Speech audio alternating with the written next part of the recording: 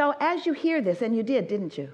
As you hear this, you begin to understand that the negative emotion that you are feeling, no matter what it is, no matter what word you use to describe it or what the subject of your attention is that is causing you to feel it, your negative emotion is always you losing the big view, you losing for a minute, for a second, for the moment of your emotion, your negative emotion, you losing track of who you are and where you're going and what life is really all about.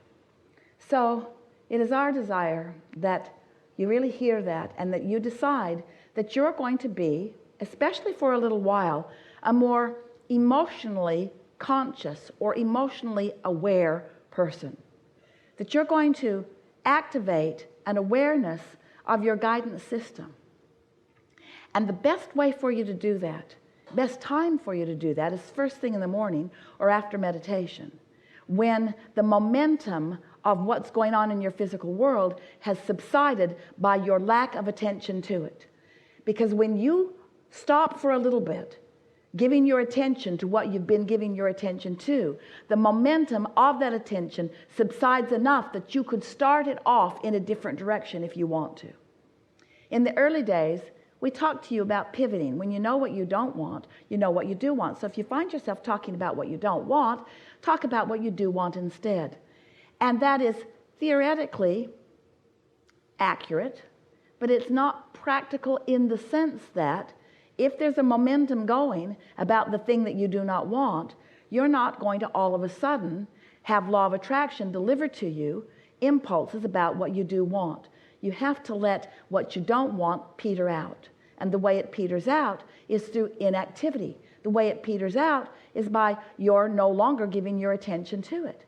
So what that sounds like we're saying is just don't think about that. But then you're thinking about that thing that you're not going to think about. And so you're thinking about that thing even though you don't mean to think about that thing. And you say to others, I'm not going to do that anymore. I'm not going to eat this anymore. I'm not going to drink this anymore. I'm not going to smoke this anymore. I'm not going to do this anymore. But you are. You're doing it because it's still active in your consciousness. It's active in your vocabulary. It's active in your vibration. And law of attraction is not going to let you let loose of something that's active. And you really would not want it to be that way. Esther would say, I would like to be the one exception in all of the universe. I would like to offer a vibration that law of attraction doesn't just climb all over. And we say, give it up. It's not ever going to happen. Law of attraction is going to respond to what you've got going, but you have more control over what you've got going than you've been exercising. So today we want to say to you that the way to slow down the momentum of unwanted things is to stop thinking about those unwanted things. Yeah, easier said than done, isn't it? But what we really want to say to you is replace those thoughts with other thoughts. And then you want to say, well, I would like to, but those thoughts are still so dominant. Feels like these thoughts are thinking me. I don't mean to be thinking these thoughts. And we want to say to you, those thoughts aren't thinking you. They are manifestations of vibration that you've got going on. They are manifestations of vibration. Can you hear that? So what you want to do is just be general. In other words, that's the best way of deactivating thoughts, of slowing the momentum of a thought. Be as general about it as you can be. So that's the basis of what we want you to understand. And it's the basis of this forum that we will be participating in over the next few days. We will help you deactivate unwanted vibrations. And we're really good at this. And the reason that we're so good at it is because we understand the physics of this universe. We understand law of attraction. We understand momentum. You do too, just not in a vibrational sense. We understand what resistance is. We understand the introduction of resistance. We understand tipping points. We understand at what point you're better to just give it up for now. We understand that when the effort factor kicks in for you, that you're working against yourself instead of for yourself. We understand that the harder you try, the worse it gets, because the harder you try, the more you're pushing against the thing you do not want and keeping that resistant thing active in your vibration. So we'll be talking about lots of things, and we want you to know that it is our dominant intent to help you to release resistance and to allow yourself moment by moment to go with the flow. You are clearer in your understanding of these laws of the universe than you usually are by your willingness to participate with us here in this conversation. And you are feeling vibrational resonance with much of what we are saying, while you are wanting to apply it in practical terms to your physical reality, and we want that too. It is not our desire to bring you to a place of understanding the physics. It is our desire that you're able to apply that understanding for the purpose that you've come forth in this life experience. You have come to experience joy. That's why you're here. There are 3 intentions, a perfect triad of intentions that you were born with. In your physical terms, you would translate them most effectively in these 3 words: freedom and growth and joy.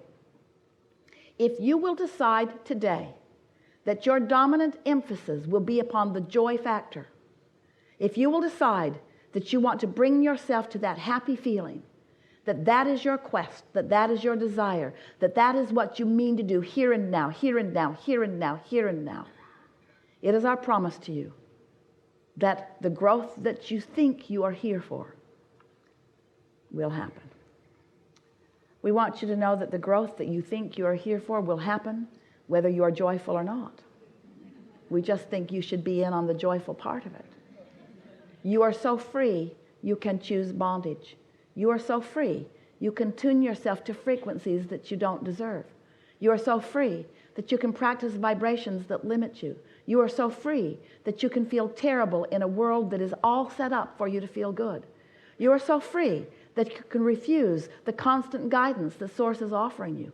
You are so free that you can choose bondage. But if you are determined to seek joy, then you will experience the freedom that is yours, and the universal laws of the universe will assist you in the expansion that is natural to you. We are eager to talk with you about anything that matters to you. And it is our expectation that we will together take thought beyond that which it has ever been before, which is really what's in it for us. That's the part that we like the best.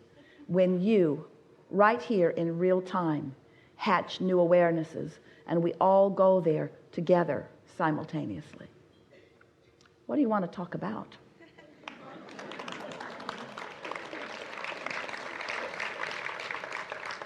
Some things. There's a lot of trouble in this room. It is our promise to you that this will be the best experience of your lifetime. Cue yourself up for that. Begin right here.